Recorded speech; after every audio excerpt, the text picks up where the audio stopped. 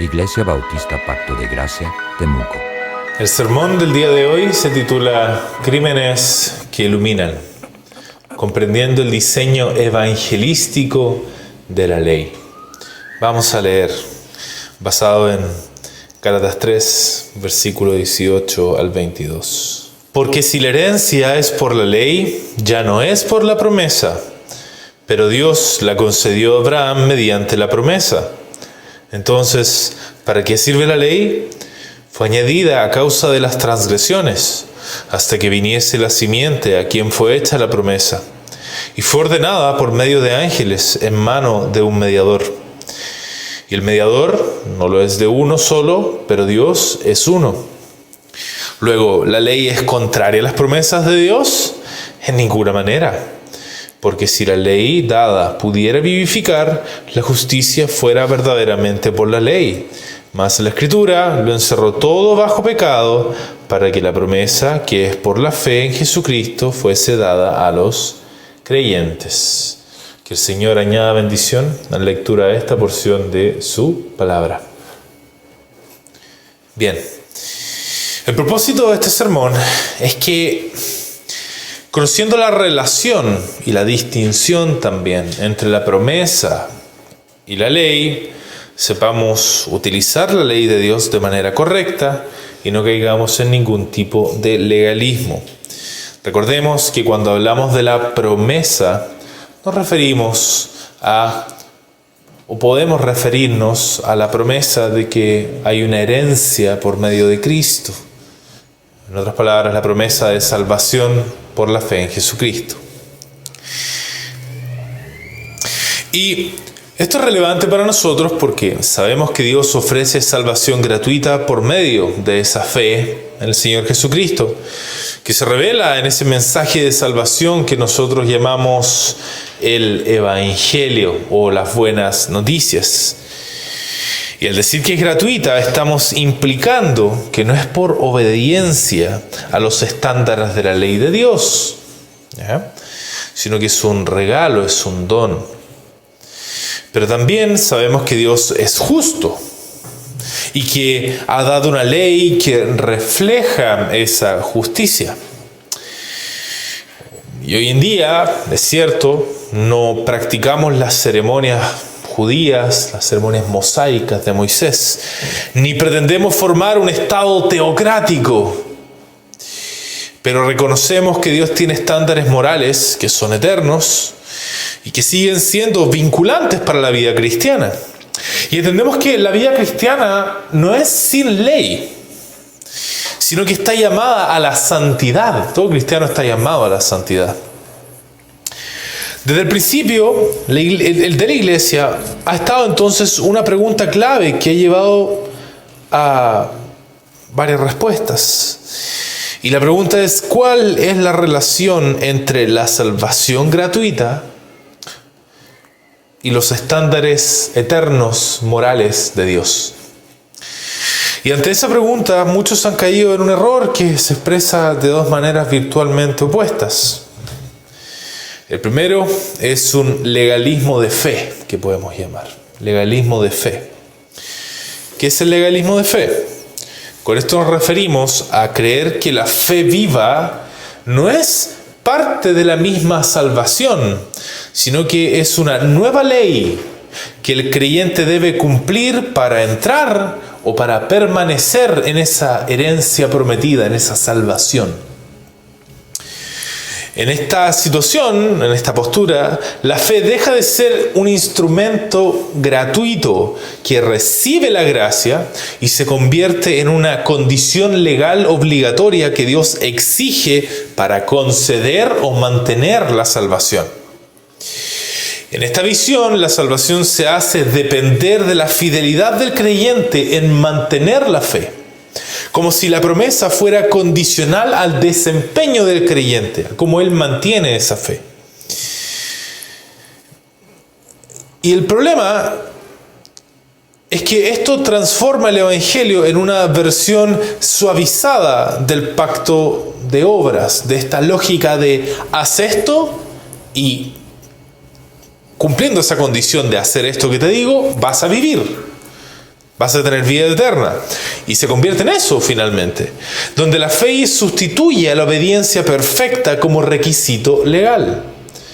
Entonces es como si yo dijera, yo ya no te exijo que obedezcas perfectamente, ahora te voy a exigir otra cosa que es más fácil, ten fe. Esa es la lógica que ellos llevan. Y la promesa entonces deja de ser un don seguro, un regalo seguro, y pasa a ser una recompensa condicionada a la fe. Entonces ese podríamos llamar el legalismo de fe. Pero también hay otro legalismo que es el legalismo de frutos. Pero antes de pasar a ese, podemos hacer una mención de algunos movimientos que hoy en día llevan ese legalismo de fe. Uno de ellos es la visión federal, que se llama, que es una corriente presbiteriana que no es confesional o se aleja un poco de la confesión, pero que enseña que se entra el pacto por gracia normalmente, mediante el bautismo ellos dicen, que se entra o se sella, pero que la permanencia en el pacto y la herencia final dependen de la fidelidad a esas condiciones del pacto. ¿Ya? Y así la fe se trata como una exigencia legal de permanencia, no como parte de la herencia misma. Y otro es el metodismo wesleyano, que hoy día vemos en las iglesias metodistas que nos rodean, en donde si bien se distingue la fe como algo quizás más interno y las obras como un fruto que resulta de esa fe, pero enseña que la salvación se pierde si se pierde esa fe viva. Y esto convierte la fe nuevamente en una condición legal de permanencia. Porque el derecho a la herencia, ese derecho a la salvación, queda suspendido si la fe deja de ejercerse activamente. Entonces, la noción es, si pierdes la fe, que es la condición legal para la herencia, pierdes la salvación. Esa es como la noción. Ese es el legalismo de fe, entonces. Y ahora entremos al legalismo de fruto. ¿Cuál es el legalismo de fruto? Es creer que las obras evangélicas, es decir, esas obras que son el fruto de la fe, son requisitos legales para obtener o asegurar la herencia. Es decir, es lo que Dios te exige legalmente para tener la salvación, y todas las bendiciones de la salvación. Y en esta postura, la obediencia cristiana deja de ser la consecuencia natural de la salvación y pasa a ser entonces el precio a pagar para recibir la salvación. Las bendiciones que Dios promete gratuitamente se redefinen como recompensas por un rendimiento moral, por cómo fuiste como persona. Y en este caso se invierte entonces el orden que pone la Biblia, donde se pone al fruto, porque aquí se está poniendo el fruto como una causa y no como el resultado de que Dios declare justo y adopte a esa persona. ¿Ya? Pero la palabra enseña que es el resultado. Dios primero declara justo y adopta, y el resultado de eso es los frutos. Y esta postura invierte ese orden. Y en este caso entonces se sustituye el principio de la promesa, el principio de la salvación por Cristo prometida, que es recibe y vive, por el principio de la ley. Haz esto y vivirás. Y por eso decimos que es un legalismo. Y hoy en día hoy día ya no vemos tanto de esto, pero existe el arminianismo remonstrante, el arminianismo clásico estamos hablando, que define la fe, que justifica como una mezcla entre la fe interna y la obediencia que produce. Y entonces en ese caso, en esa postura, las obras se vuelven una parte de la fe y no solo el fruto que sale de ella. Y esto significa que la bendición no se recibe por fe sola, sino por una fe obediente, entre comillas, que ya contiene un mérito. Entonces volvemos a la lógica esa de los méritos, a pesar de que se habla de fe. Y otro movimiento, por supuesto, es la Iglesia de Roma, que concibe la justificación como un proceso en la cual la gracia que se infunde produce fe y amor, produce caridad, dicen ellos, y la caridad ahora forma parte de la misma causa de la justificación. Entonces hay como una especie de ciclo, una espiral. Por lo tanto, la obediencia no es solo el fruto de la fe para la iglesia de Roma, sino es parte de la esencia de lo que declara justo al ser humano. Y esto introduce nuevamente la idea de haz esto con fe, pero hazlo y vivirás. Pero como veremos, la palabra nos va a enseñar que otra cosa es cierta. No es un legalismo de fe, no es un legalismo de frutos tampoco. En estos pasajes, precisamente el apóstol nos habla de la función de la ley y su relación con la promesa de salvación por Cristo. Y nos va a enseñar que la promesa y la ley cumplen funciones diferentes y que no deben ser confundidas. Lo vamos a ver en tres partes. La primera es que el principio de la ley y el principio del evangelio se excluyen mutuamente como caminos de salvación. Segundo, no existe en el presente una ley que cumpla la misma función de la misma manera que la ley de Moisés lo cumplió con Israel. Y el tercer punto es que aunque la ley de Moisés ya no está vigente, su propósito de revelar el pecado y conducir a Cristo sigue activo hoy en día por la predicación del evangelio. Esas van a ser las tres partes del sermón del día de hoy. Vamos entonces a partir leyendo Gálatas 3, versículo 18. Porque si la herencia es por la ley, ya no es por la promesa, pero Dios la concedió a Abraham mediante la promesa.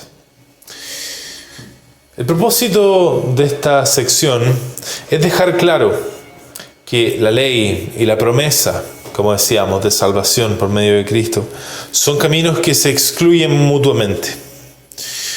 Y esto era importante porque, como decíamos y como hemos dicho, los judaizantes promovían que aunque la fe en Cristo era necesaria, en algún sentido, la herencia, que serían las bendiciones de Cristo, eran por la ley. Por esa razón era necesario que los gentiles judaizaran, que adoptaran las costumbres judías para que quedaran dentro de la ley y pudiera hacerse efectiva su herencia, ¿ya? Pudieran ellos hacerse efectivamente herederos de la promesa. Y Pablo acaba de argumentar en los versículos anteriores que la ley judía, que era por obras, no altera las condiciones de la promesa, que era por gracia, que era gratuita. Y esto implica que lo que Cristo da está garantizado por la promesa y que la ley no destruye esa garantía. A partir de eso, ahora Pablo va a explicar entonces lo que está implícito en todo esto. Y él dice, por tanto, lo siguiente: porque si la herencia es por la ley, ya no es por la promesa. Porque nos está apuntando a lo que venía antes, ¿ya? En otras palabras, lo que está diciendo es, a partir de este principio que yo les vengo diciendo, que la promesa garantiza la herencia y que la ley tiene otra naturaleza, con eso nos referimos, recordemos, la promesa que Dios hizo a Abraham, que Pablo nos revela, que se refiere a la promesa de la salvación por medio de Cristo. Esa promesa garantiza la herencia y la ley tiene otra naturaleza, ¿ya? A partir de eso, entonces, decir que la herencia es por la ley es lo mismo que decir que la promesa no garantiza la herencia, y en ese caso la promesa queda inválida. O bien la promesa garantiza la herencia, o bien la condiciona legalmente. Y si la condiciona legalmente, ya no la garantiza por gracia. Eso es lo que está diciendo Pablo acá. O la garantiza por la gracia, o le pone condiciones. No pueden estar estas dos cosas juntas, es lo que está diciendo Pablo. Pero Dios la concedió a Abraham mediante la promesa, dice. Dios concedió a Abraham la herencia por la fe en la promesa, no por obediencia a la ley, que ni siquiera estaba vigente en esos tiempos. El punto de Pablo es dejar claro que Dios concedió a Abraham la herencia como un acto de gracia, como algo gratuito, vinculándola a su promesa y no a la obediencia misma de Abraham. La fe de Abraham no fue la moneda de pago, en otras palabras, sino fue la mano vacía con la que Abraham recibió lo que Dios, que por pura iniciativa y fidelidad decidió dar. Al establecer la herencia por promesa, entonces Dios excluye toda posibilidad de que se obtuviera por medio de la ley. Eso es lo que Pablo presenta como el modelo de salvación para todos. Y es especialmente poderoso porque los judaizantes veneraban a Abraham como modelo. Entonces Pablo lo que le está diciendo es, ese Abraham que ustedes tienen como modelo, recibió la herencia por fe en la promesa de salvación por medio de Cristo. Y es significativo que diga que concedió a Abraham la herencia, porque esta palabra conceder está cargada de esta noción de que hay una gracia detrás de esto, de que hay un dar sin esperar, básicamente, esa condición legal. Y eso nos lleva entonces al primer punto. El principio de la ley y el del evangelio se excluyen mutuamente como caminos de salvación. ¿Qué estamos diciendo? Cuando leemos sobre la ley en la palabra, hace referencia directamente a la ley de Moisés que encontramos en los primeros libros, ¿ya? Y si bien es cierto que pocos en nuestros tiempos están llamando a judaizar propiamente tal, también es cierto que muchos buscan condicionar la salvación a ciertos requerimientos legales. Este es el principio de la ley que critica Pablo, condicionar la salvación al cumplimiento de exigencias legales. Y con salvación nos referimos a todo lo que viene con la herencia, todas las bendiciones de Cristo, que podemos resumir, y hemos resumido en este libro, como libertad de la maldición de la ley, del dominio del pecado y de las tradiciones humanas. Este es el principio que está criticando Pablo acá, y por tanto es independiente de la ley en específico que se plantee. Esto significa que este principio aplica tanto para la ley de Moisés como para cualquier sistema que se levante en torno a esto. Ahora, decimos que el principio de la ley excluye al del evangelio.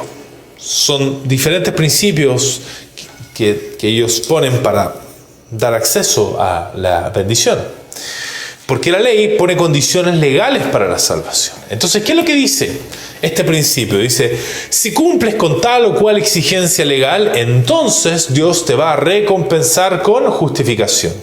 Y acá nuevamente vemos cómo el legalismo dice, si guardas perfectamente los mandamientos o cumples con tal rito, Dios te va a declarar justo. Y esto convierte la justificación en un premio judicial por desempeño, no en una declaración gratuita por la fe. Por otra parte, dice este sistema, si cumples con tal o cual exigencia legal, entonces Dios te va a recompensar con santidad. El legalismo entonces dice, si perseveras obedeciendo y te mantienes fiel a las normas, Dios te dará más gracia para crecer en santidad. Y esto hace de la santidad no un fruto inevitable de la fe, sino una condición que hay que alcanzar para que Dios te conceda la bendición. Y no es así. Este sistema dice, si cumples con tal o cual exigencia legal, entonces Dios te va a recompensar con una adopción. Y ahí es donde el legalismo dice, si obedeces y demuestras ser digno, Dios te recibirá como hijo. Esto presenta entonces esta adopción como un asunto que es un estatus, digamos, que se gana por cumplir requisitos, no como un regalo de amor soberano que se recibe en Cristo. Entonces, ese es el legalismo que critica Pablo. En cambio, el evangelio es diferente. El evangelio no pone condiciones legales para la salvación, sino que simplemente la ofrece para ser recibida por fe. Entonces, a partir de eso, que el Señor nos libre tratar de reconciliar estos dos principios, porque simplemente no se pueden reconciliar. Por eso hablamos de legalismo de fe y de frutos. No podemos aceptar el legalismo de fe, hermanos. Porque no podemos convertir la fe en una exigencia legal de Dios. Muchos se equivocan al tratar la fe como si fuera un requisito legal que Dios exige antes de entregar la herencia, antes de entregar las bendiciones del Evangelio. Pero la fe no es un trámite que uno deba cumplir para habilitar la bendición, sino que la fe es el acto mismo de recibir lo que Dios ya prometió en Cristo. La herencia, la salvación, es en su esencia una relación viva de comunión con Dios. Cuando el Señor le pregunta ¿qué es la vida eterna?, Él dice conocerlo a Él, básicamente, conocer al Padre. Entonces no es un premio por méritos acumulados. Por eso la fe es la sustancia misma de esa comunión inicial. Es confiar en Cristo y al hacerlo entrar en la relación que Dios ofrece. En ese contexto, el arrepentimiento no es un paso previo, independiente, sino la otra cara misma de la fe. Es volverse de corazón a Dios porque se ha confiado en Él. Sin fe no hay arrepentimiento verdadero y sin arrepentimiento verdadero no hay fe viva. Ambos son inseparables y forman una sola respuesta a la promesa. Así, cuando el Evangelio llama a arrepentirse y creer, y esto tenemos que tenerlo claro, no está dando una lista de trámites, no es eso, sino una única invitación a recibir ahora mismo la herencia, descansando en Cristo como Salvador suficiente. Es un llamado en esencia a recibir la herencia. Ven, recibe la herencia. Y alguien dice, ¿cómo? Bueno, arrepiéntete y cree. Esa será tu recepción en esencia. Tener fe viva, entonces, decimos que es entrar en una relación real con Dios, y esa relación es la esencia misma de la herencia que Dios promete, de la salvación estamos hablando. Por eso el contraste es absoluto. El principio de la ley dice, si cumples con esta condición legal, entonces recibirás bendición. Pero el principio del Evangelio es, recibe ahora la bendición porque ya ha sido asegurada en Cristo. De eso se trata cuando llamamos al arrepentimiento. Entonces, no decimos que primero hay fe y luego, como consecuencia separada, viene la reconciliación con Dios. No decimos eso. Más bien, la fe es la manera misma en la que tú vives la reconciliación. Confiar en Cristo es ya estar volviendo al Padre y disfrutando de su amistad. Por eso el llamado al arrepentimiento por medio de la fe no es una exigencia legal que viene antes de la salvación, sino que es, por decirlo así, la salvación misma que se vive en unión a Cristo. Porque recordemos, la fe nos une a Cristo. ¿Ya? Y esto es clave para entenderlo, porque la palabra claramente identifica el recibir a Cristo con creer en su nombre, o los relaciona estrechamente. A todos los que le recibieron, a los que creen en su nombre, les dio potestad de ser hechos hijos de Dios, dice. En otras palabras, creer en Cristo es recibir a Cristo, que es entablar una relación con el Dios vivo por medio de Cristo. Entonces, por eso decimos que la unión con Cristo es por la fe. Por eso, entonces, rechazamos estos movimientos de visión federal y el metodismo, porque convierten la fe en una exigencia legal. Incluso en contextos reformados que afirman la justificación por fe sola, puede haber una forma inadvertida de este error, y uno de esos casos es el presbiterianismo. Nuestros hermanos reformados, de manera inadvertida, logran este mismo efecto. Porque ellos afirman la justificación solamente por la fe, pero en la práctica ellos creen que los niños son miembros del pacto, pero de otro nivel, de nivel externo, porque ellos tienen dos niveles de membresía en el pacto. Entonces ellos dicen que los hijos de creyentes están externamente en el pacto y los creyentes mismos están internamente en el pacto. ¿Cuál es el problema? El problema es que en este esquema la fe queda separada de la herencia. Entonces los niños son herederos, los hijos, los creyentes son herederos, pero finalmente algo les falta a esos niños para ser completamente herederos. Los niños son considerados dentro del pacto, pero todavía algo les falta una condición del pacto para cumplir, para entrar de lleno en esa posesión de la herencia. ¿Se dan cuenta? Entonces, el efecto práctico es que esa fe se convierte en un requisito legal para realmente entrar en el pacto. Entrar en la herencia, ser completamente dueño de la herencia, de la salvación. Entonces, rechazamos el legalismo de fe porque la fe no es una exigencia legal, sino el acto de recibir la herencia, que es reconciliación con Dios. Primeramente, cuando hablamos de la herencia, no estamos pensando en lo material, en el cielo y en esas cosas, por cierto. Estamos pensando en reconciliarnos con Dios. Es relacional en primer lugar y de ahí fluye todo el resto. Y eso es muy importante reconocerlo. Rechazamos el legalismo de fe, pero tampoco podemos aceptar ningún tipo de legalismo de frutos, porque no podemos convertir nuestra obediencia que hacemos como fruto de la fe en exigencias legales después para obtener bendiciones. No funciona así. Queridos hermanos, la salvación entera es solamente por una fe viva que produce obediencia. Pero es la fe de esa obediencia y no la obediencia misma la que nos salva y de donde vienen todas las bendiciones. Es esa fe la que nos une a Cristo, no es la obediencia que fluye. La fe viene básicamente con 3 bendiciones, o la unión con Cristo: justificación, santificación, adopción. La justificación es la declaración de Dios de que somos justos. La santificación tiene que ver con que Dios nos hace un poco más parecidos a Cristo, y eso va aumentando en el tiempo. Y la adopción es básicamente que nos considera hijo, y esto conlleva una serie de promesas de Dios para sus hijos, a las cuales accedemos ahora. Y ninguna de estas son dadas como recompensa por cumplir alguna exigencia legal. Esa parte es clave. Y esto es muy importante porque si bien los cristianos, si tienen su conciencia atada a una ley moral, ya todos tenemos la ley de Dios escrita en nuestros corazones desde el principio, no es por el cumplimiento de la ley moral que obtiene ni retiene ninguna de esas bendiciones. Todo es por la misma fe que nos une a Cristo y nada más. Es muy importante recordar ese punto. Queridos hermanos, es importante enfatizarlo. No obtenemos ni retenemos bendiciones como una recompensa legal por cumplir la ley de Dios. En la visión legalista, la obediencia es una condición que asegura la bendición, y la desobediencia es una deuda que automáticamente cancela el derecho a recibirla. Pero en el Evangelio no es así.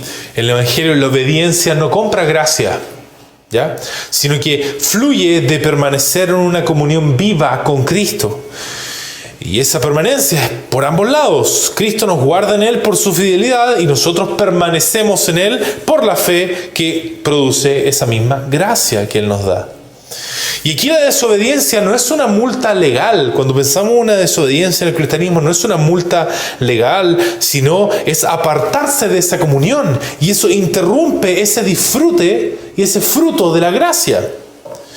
La diferencia es que una ley solo impone deberes desde afuera. Esa es la diferencia. Pero una relación personal nos atrae y nos transforma desde adentro. En la unión con Cristo, la obediencia crece como fruto del amor. Y la confianza en el sistema legalista, la obediencia se exige como una moneda de pago. Esa es la diferencia. Entonces, este es el ciclo de la fe para que lo entendamos. ¿Cómo funciona la obediencia en la fe? Primero, hay una fe viva que conlleva un deseo de obedecer a Cristo, lo que dice la palabra. Cuando se concreta ese deseo de obedecer, pasa algo. Cuando se concreta en una obediencia, estamos hablando, Dios soberanamente nos responde con fidelidad a sus promesas. Entonces, tenemos 3 ejemplos. En la provisión, por ejemplo, una familia decide obedecer al Señor siendo generosa con un hermano en necesidad, aunque esto signifique ajustar su propio presupuesto. Semanas después reciben de manera inesperada lo suficiente para cubrir una cuenta urgente. Uno de los ejemplos. En el consuelo, por ejemplo, un creyente decide enfrentar el sufrimiento sin amargura, confiando en las promesas de Dios. Y en medio de la prueba, él presenta, como dice la palabra, sus ansiedades a Dios y experimenta una paz que sobrepasa todo entendimiento. Ahí ve la fidelidad de Dios en sus promesas. Y en la transformación personal, alguien podría estar luchando con un pecado persistente y en obediencia lo confiesa a Dios y también pide ayuda a un hermano maduro. Y Dios obra por su espíritu, dándole dominio propio donde antes había derrota. Ahí vemos, por ejemplo, la fidelidad de Dios. Y esa fidelidad, ¿qué es lo que hace? No se queda sin un efecto en nosotros. Produce más fe. Y esa mayor fe conlleva un mayor deseo de obedecer. Así es como funciona el ciclo. Ahora, ¿qué pasa cuando desobedecemos entonces? Lo que pasa es que rompemos este ciclo. Y ahora lo que empieza a ocurrir es que comenzamos a ver la disciplina amorosa de Dios para retornarnos a ese ciclo. Y eso siempre va a pasar con un cristiano y nunca va a quedar a la deriva un cristiano. Y si alguien queda a la deriva es porque realmente no es un habitante del reino, no es un cristiano de verdad. Entonces, supongamos que el reino de Dios, para resumir todo esto que acabamos de decir, es como una ciudad con murallas. Entonces, el legalismo de fe dice que la fe es como una tarjeta de acceso que te permite entrar, pero que puede vencer o perder, o se puede perder, digamos, si no la mantienes activa constantemente. Ese es el legalismo de fe. El legalismo de frutos dice que los frutos de la fe son como un arriendo que tienes que pagar cada día para seguir viviendo dentro del reino de Dios. Pero en realidad, y lo que dice la palabra es que la fe viva misma con la que entras en el reino es el modo natural en el que te mueves en el reino. No es una condición para entrar, no es un pago para quedarte, sino la forma de moverse de quienes ya pertenecen a esa ciudad. Entonces, el llamado a la fe es un llamado a pertenecer inmediatamente a la ciudad. Y la fe misma te mueve dentro de la ciudad de Dios, del reino de Dios. Bien, entonces esa es la primera parte. Vamos a la segunda, leyendo el versículo 19. Dice así: entonces, ¿para qué sirve la ley? Fue añadida a causa de las transgresiones, hasta que viniese la simiente a quien fue hecha la promesa, y fue ordenada por medio de ángeles en manos de un mediador. Y el mediador no lo es de uno solo, pero Dios es uno. El propósito de Pablo acá es anticipar una objeción de los judaizantes. La objeción es esta: pero tú estás diciendo que la ley no sirve para nada. Pablo da respuesta. Y esto es relevante, esta respuesta es relevante porque podemos entender la preocupación de alguno, inclusive, que dice: la palabra deja claro que la ley es importante. Dios hizo un montón de cosas en la historia de la humanidad a través de la ley. Además, todo lo que hace Dios es perfecto, por tanto es inconcebible que haya hecho una ley inútil. Por eso era necesario que Pablo dijera lo siguiente: entonces, ¿para qué sirve la ley? Dice Pablo. Fue añadida a causa de las transgresiones. ¿Ya? ¿Qué significa esto? Que la ley fue dada para exponer el pecado en su carácter de transgresión clara y deliberada.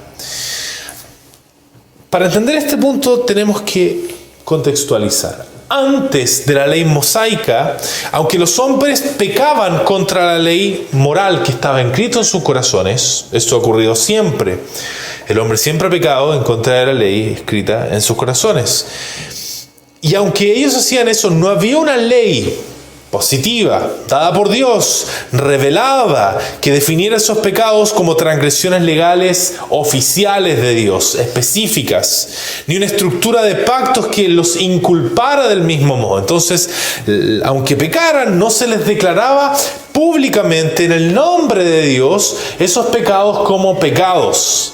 ¿Ya? Entonces, era algo que no estaba público y oficial.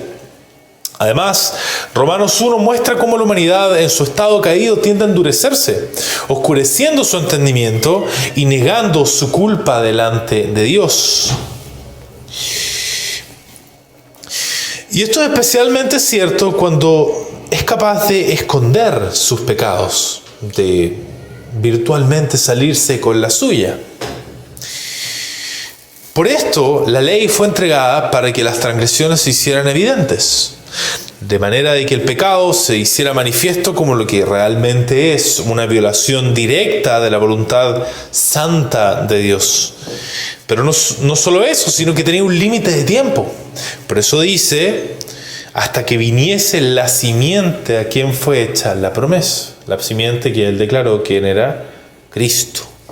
Hasta la venida de Cristo. Tenía un límite definido la ley de Moisés. Aquí Pablo enfatiza que la promesa fue hecha a Cristo. Ahora bien, es importante establecer que si bien se hace la promesa a Abraham y a Cristo en una misma frase, ya no es que Cristo la recibiera por gracia, así como Abraham, sino que decimos que la promesa se hace asumiendo que Cristo va a cumplir con su parte en el plan de salvación. Va a venir a morir, a resucitar. Entonces es como si Dios le dijera a Cristo: te prometo que te daré la herencia de los redimidos como fruto de lo que tú vas a hacer en la cruz. Pero el punto de Pablo es que la ley fue una disposición temporal de Dios, con un propósito definido, y este propósito es en el servicio del Evangelio.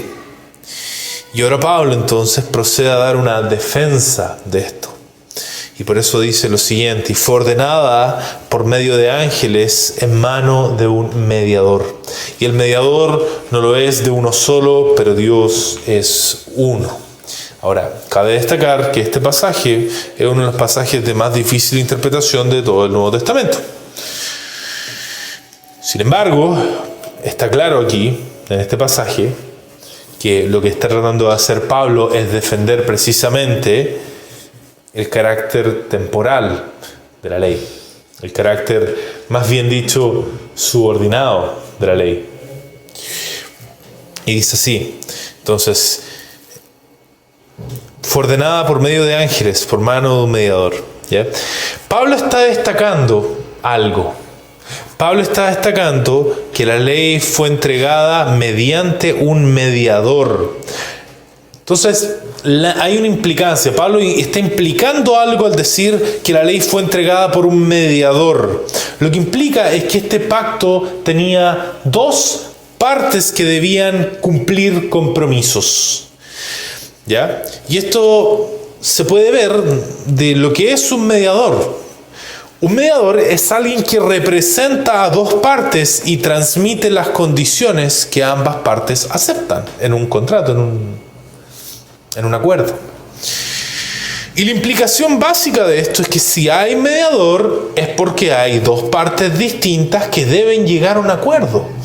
En el pacto de la ley, el que Dios hace con Israel en el monte Sinaí, Dios entrega sus mandamientos y promesas condicionadas y el pueblo responde aceptando obedecer para recibir las bendiciones.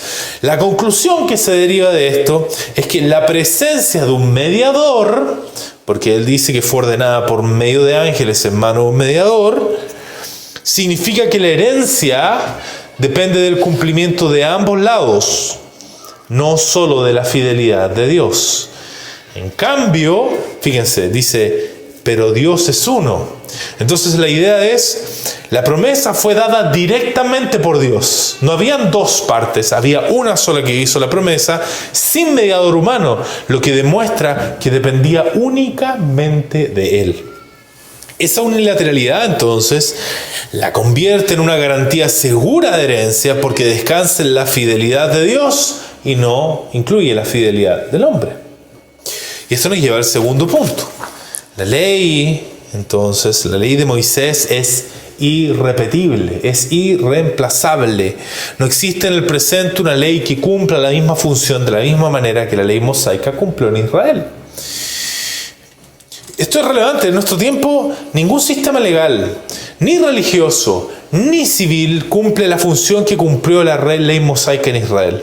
La ley mosaica, como un pacto dado por Dios, tenía un propósito único e irrepetible, que es poner de manifiesto las transgresiones de la ley de manera tipificada y pública dentro de una estructura nacional y ceremonial que apuntaba a Cristo. ¿Ya? Hoy esa función no se repite en ninguna institución terrenal. No hay un código religioso revelado por Dios para una nación específica que funcione como tutor. No hay ningún sistema ceremonial que marque externamente la identidad del pueblo de Dios. No existe eso. Lo que sí existe es la proclamación del Evangelio, que cumple un papel de convicción más profundo y universal, pero no es un equivalente a la ley mosaica en su estructura. Y esta verdad nos tiene que librar de errores comunes al pensar en reemplazos para la ley mosaica. Un reemplazo que vemos es el moralismo institucional, que es creer que el orden externo de una sociedad o institución, las políticas que ponen las leyes, que ponen internas, pueden producir el efecto espiritual que la ley mosaica tenía en Israel. Algunos podrían decir ahí, si logramos que nuestras leyes civiles y nuestras reglas eclesiales de la iglesia sean bíblicas, vamos a tener una sociedad justa y un pueblo santo. Pero este error lo que hace es confundir el control externo con la transformación interna. Asume que imponer normas cristianas en un contexto civil o eclesial es suficiente para tener una especie de avivamiento espiritual. Y puede llevar a medir la salud espiritual por el cumplimiento visible de códigos externos esto. Puede llevar a que empezamos a medir entonces lo espiritual a través de las formas externas, en lugar de una fe viva en Cristo. Entonces conduce al legalismo, si se dan cuenta. Hoy en día hay algunos movimientos que tiendan a eso, quizás no de manera directa, no de manera plena, pero en la práctica tenemos un movimiento que es el reconstruccionismo, ¿ya? Que lo que busca hacer es implementar las leyes civiles o por lo menos la jurisprudencia de lo que ocurría en el pueblo de Israel a las naciones actuales. Algunos llegan inclusive a querer implementar la persecución de aquellos posturas religiosas no aprobadas por el Estado. También tenemos movimientos moralistas culturales, campañas políticas o sociales que tratan de cristianizar la nación mediante reformas legales. Hoy día vemos las marchas por Cristo, por ejemplo, y ese tipo de cosas que de cierta forma operan en base a este mismo principio. Tenemos a iglesias hiperreglamentadas también, en donde las reglas internas de vestimenta, actividades, se presentan como el núcleo de la santidad, básicamente. Y como resultado se confunde el orden externo entonces con la verdadera santidad. Se espera que reformas sociales produzcan un avivamiento espiritual, lo cual está incorrecto. Moralismo institucional, lo rechazamos entonces. Y también la recreación ceremonial es algo que rechazamos. Si bien no es algo tan popular en nuestro entorno, siempre hay que tener ojo. Estas cosas tienen una tendencia de revivir. ¿Y qué es la recreación ceremonial? Es básicamente reintroducir prácticas del pacto mosaico como si fueran necesarias para la identidad o la madurez del pueblo de Dios. Para agradar a Dios, alguien puede decir acá, debemos recuperar las prácticas de Israel. Este error minimiza la suficiencia de Cristo como cumplimiento de la ley. Trata de revivir señales externas que marcaban la identidad de Israel bajo Moisés. Traslada símbolos, por ejemplo, israelitas que eran sombras hacia la vida cristiana como si siguieran siendo obligatorios. Pueden llevar una dependencia en lo externo para la seguridad espiritual aquí. Y aquí hay un movimiento de raíces hebreas que, como decíamos, quizás no es tan popular en nuestros entornos. Yo he escuchado algunos movimientos acá en nuestra ciudad al respecto, pero no tan populares. Básicamente consiste en creyentes que no son judíos, que adoptan una dieta kosher, adoptan fiestas judías y otras prácticas como parte de su espiritualidad central. También tenemos a cristianos sabatistas legales que presentan la observancia del sábado mosaico como un requisito de santidad o salvación. Este es el caso de los adventistas, algunos por lo menos de ellos que plantean que el celebrar el domingo es un pecado gravísimo, celebrar el Día del Señor. y ellos lo celebran el sábado. Y liturgias cristianizadas del Antiguo Testamento, comunidades que incorporan vestimentas sacerdotales y rituales de templo como si conservaran su vigencia. Queridos hermanos, hoy en día no necesitamos nada de esto. ¿Por qué? Porque esa semilla prometida ya llegó, ya la tenemos. Es Cristo. Ahora es importante entender, cuando nosotros pensamos en un moralismo o un moralismo institucional o una recreación ceremonial, no siempre se va a ver esto en el papel, ¿me entienden?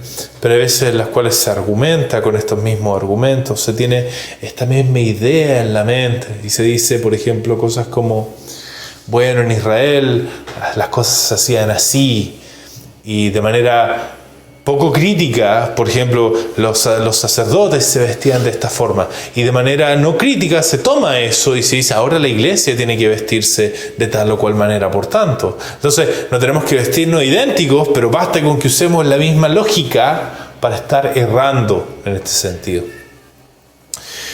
Todo lo que necesitamos para ser declarados justos y vivir en santidad lo tenemos en Cristo, hermanos. No necesitamos nada de eso. Su obra es suficiente para ser aceptos delante de Dios. Su Espíritu es suficiente para transformarnos a la imagen de Cristo. Su palabra es suficiente para guiarnos en justicia. No necesitamos nada de esto. Así que no nos dejemos seducir por sistemas que prometen seguridad o santidad por medios que Dios ya ha declarado vencidos, que ya no sirven para nosotros de la misma manera en la que servían en aquellos tiempos. No volvamos a las sombras cuando ya tenemos la luz. Aferremos nuestra fe solo a Cristo, porque en Él habita corporalmente la mitad, un cuarto, no, toda la plenitud de la deidad, y nosotros estamos completos en Él. Eso es lo que dice la palabra en Colosenses. Esto nos lleva a la última parte. Gálatas 3:21 dice, luego la ley es contraria a las promesas de Dios en ninguna manera, porque si la ley dada pudiera vivificar, la justicia fuera verdaderamente por la ley, mas la Escritura lo encerró todo bajo pecado para que la promesa que es por la fe de Jesucristo, en Jesucristo fue dada a los creyentes. El propósito de Pablo acá es resolver la tensión que dejó en el paso anterior para persuadir a los Gálatas de su error. Pablo ya defendió que la ley y la promesa se excluyen como camino de salvación y que la promesa es el camino escogido por Dios. Luego anticipó la objeción de que la ley no servía para nada, diciendo que sí sirve, ¿para qué? Para llevar al Evangelio. Y ahora entonces anticipa una última objeción. ¿Están en contradicción entonces la ley y el Evangelio? ¿Acaso Dios se contradice en sus planes? Por eso dice lo siguiente, luego la ley es contraria a las promesas de Dios en ninguna manera, dice. La ley no es contraria a las promesas de Dios, no porque Dios haya querido entregar la herencia de la salvación solo por la promesa, eso significa que la ley contradice la promesa. Y luego procede a su argumento. Porque si la ley dada pudiera vivificar, la justicia fuera verdaderamente por la ley. Ahora, tenemos que entender este punto. Pablo no está acá tratando de defender algo que es actual usando una hipótesis imposible, porque alguien podría decir que Pablo está planteando una hipótesis imposible. Si la ley pudiera vivificar lo que es imposible, no. Él está comparando, haciendo una comparación teológica. Está diciendo, si la ley pudiera dar vida como la promesa, entonces la justicia vendría por ella. Pero eso no ocurre, no porque la ley haya fallado, sino porque nunca fue dada con ese fin. Por tanto, la fe no es rival de la promesa, porque no busca lo mismo. La promesa da vida porque descansa en Dios. La ley muestra el pecado y la necesidad de la promesa, pero no promete la misma herencia. Nunca fue ese el propósito. Y esto es relevante para nosotros como bautistas, porque nosotros estamos diciendo, la ley, lo que vivieron los judíos, todo eso eran, decimos la palabra tipológico. ¿Ya? Era tipológico, estaba apuntando a algo mayor a sí mismo, pero no lo traía de por sí. Entonces, nunca la ley, decimos, nunca la ley de Moisés, nunca tuvo en vista dar la herencia de salvación. Lo que sí tenía en vista eran cosas terrenales, una tierra, la tierra de Canaán, si no pertenecer ahí, un reino, tuvieran un rey, ¿sí, no? Que se completó en David, en Salomón, en buena medida, y también un linaje, que tuvieran básicamente muchos, un pueblo numeroso. Y eso ocurrió. Entonces, nunca tuvo en vista eso, nunca tuvo en vista la vida eterna. Eso es lo que está planteando Pablo. Ahora, pero todo esto es en negativo. No se opone porque no cumple el mismo propósito. Es decir, esto es lo que la ley no hace. Y la pregunta es, ¿qué hace entonces la ley? Entonces Pablo dice, mas la Escritura lo encerró todo bajo pecado para que la promesa que es por la fe en Jesucristo fuese dada a los creyentes. Lejos de oponerse, entonces la ley sirve al propósito de Dios. La Escritura lo encerró todo bajo pecado. Esto no es una condenación final, sino es una preparación para la gracia. La ley encierra al hombre en su culpa para que la promesa en Cristo sea recibida por fe. Una dinámica que nos encontramos en el Antiguo Testamento es esta. La ley de Moisés, cuando un israelita violaba la ley de Moisés, al mismo tiempo violaba la ley moral de Dios. ¿Ya? Pero cuando obedecía a la ley de Moisés, no por eso ganaba vida eterna, o se hacía merecedor de la vida eterna. Y eso también te demuestra que la ley solo está hecha para encerrar bajo pecado, pero no para dar vida eterna. Entonces por eso no compite con la promesa. Dios encerró a todos bajo pecado para que nadie herede por mérito, sino que solo los que creen en Cristo reciben la promesa, porque la fe es la mano vacía que recibe lo que la ley no puede ganar. Y esto nos lleva al último punto de esta mañana. Aunque la ley mosaica ya no está vigente, su propósito de revelar el pecado y conducir a Cristo sigue activo por medio de la proclamación del Evangelio. ¿Ya? Que el pacto mosaico no esté vigente no quiere decir que Dios haya dejado de mostrar el pecado y de preparar el corazón para la fe en Cristo. ¿Ya?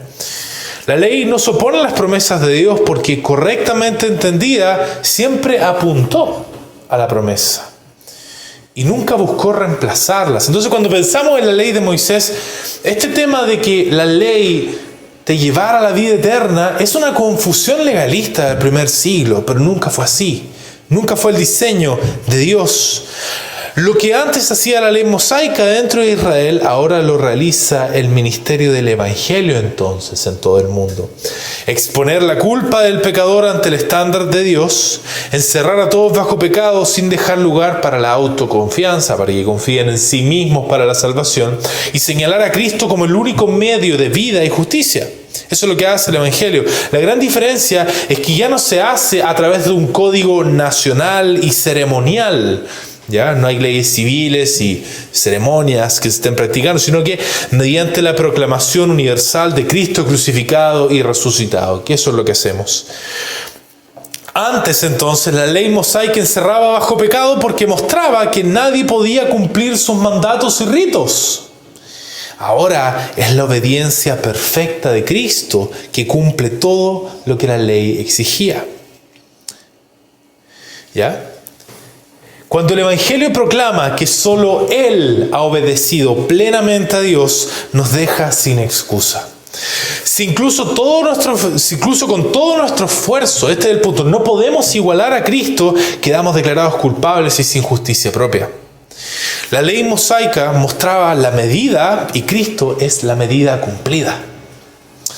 Y cuando vemos que Él es el único que ha cumplido, entendemos que estamos bajo pecado hasta que nos refugiemos en Él. Así la ley está presente ahora en nuestros tiempos, pero ¿dónde? En el cumplimiento que Cristo hizo de la ley. Y ya no como un pacto que tiene que ser cumplido por nosotros. Esta verdad nos libra de dos errores en la manera de pensar esta relación entre la ley y el Evangelio en el presente.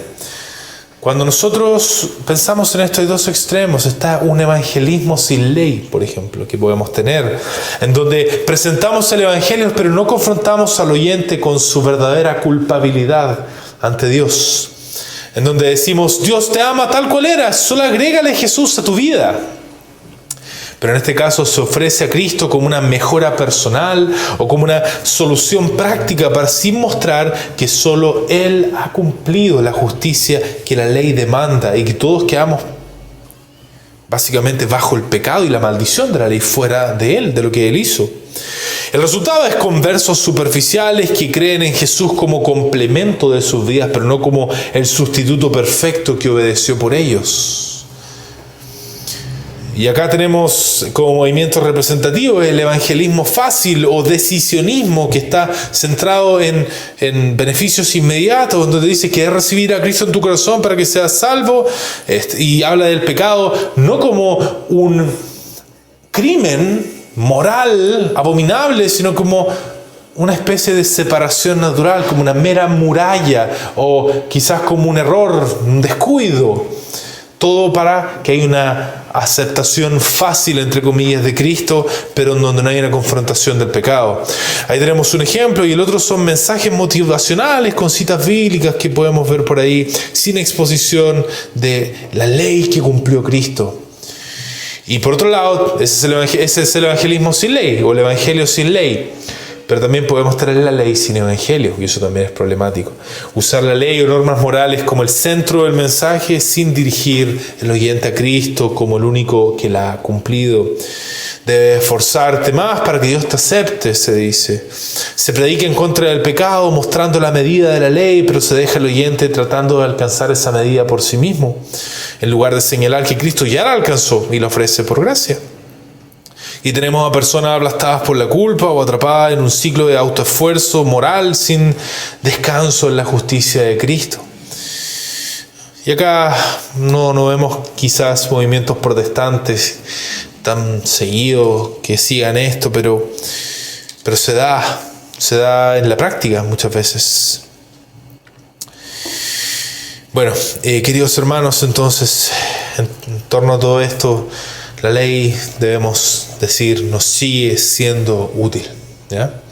Nos muestra el carácter santo de Dios, pero nos recuerda el estándar de justicia y nos convence de nuestra necesidad. Pero nunca debemos mirar la parte de nuestro Señor que la cumplió. Y esto es súper importante, porque fuera de Él, la ley solo nos encierra bajo pecado, ¿ya? Si la vemos separada de Cristo, nos va a dejar sin esperanza, o nos va a engañar con la ilusión de que podemos cumplirla por nosotros mismos. Por eso cada vez que la ley nos hable, debe llevarnos de inmediato a la cruz, a pensar en cómo Cristo la cumplió, donde Cristo la cumplió finalmente en nuestro lugar y nos dio su justicia perfecta. De otra manera, ¿qué es lo que va a pasar? El enemigo, que está atento, se va a aprovechar y va a usar la ley para empujarte a dos extremos. O por un lado a la desesperación de pensar que nunca serás aceptado por Dios, o por otra parte al orgullo de creer que lo has logrado por ti mismo. En ambos casos te va a alejar de la gracia de Cristo. No quieres esto. Por eso debemos mirar siempre la ley desde la sombra de la cruz, recordando que el único que la cumplió perfectamente es también el que nos imputa como nuestra. Entonces, esa justicia por la fe. Bien, vamos a concluir entonces. Primero, la ley y el evangelio, dijimos, son caminos excluyentes como medios de salvación, no son compatibles, ¿ya? La ley exige obediencia perfecta para otorgar su bendición, sea cual sea. El evangelio ofrece bendición como regalo asegurado en Cristo, y no podemos mezclar condiciones legales con la gracia de la promesa. Segundo, ningún sistema actual cumple con la función que tuvo la ley mosaica en Israel. Ya no hay un pacto nacional que actúe como un tutor ceremonial. Cristo ha reemplazado todas las sombras por lo que hizo, básicamente. Y buscar equivalentes modernos solo nos va a llevar al moralismo o al ritualismo. En este sentido, recordemos, hermanos, que la ley de Moisés ni siquiera tenía esa función. El propósito de la ley de llevarnos a Cristo, eso sí, sigue activo en la proclamación del Evangelio. La ley revela el pecado y muestra nuestra incapacidad. El Evangelio nos presenta a Cristo como el único que la ha cumplido, y solo en Él encontramos vida, justicia y reconciliación con Dios. Que el Señor entonces confirme esta enseñanza.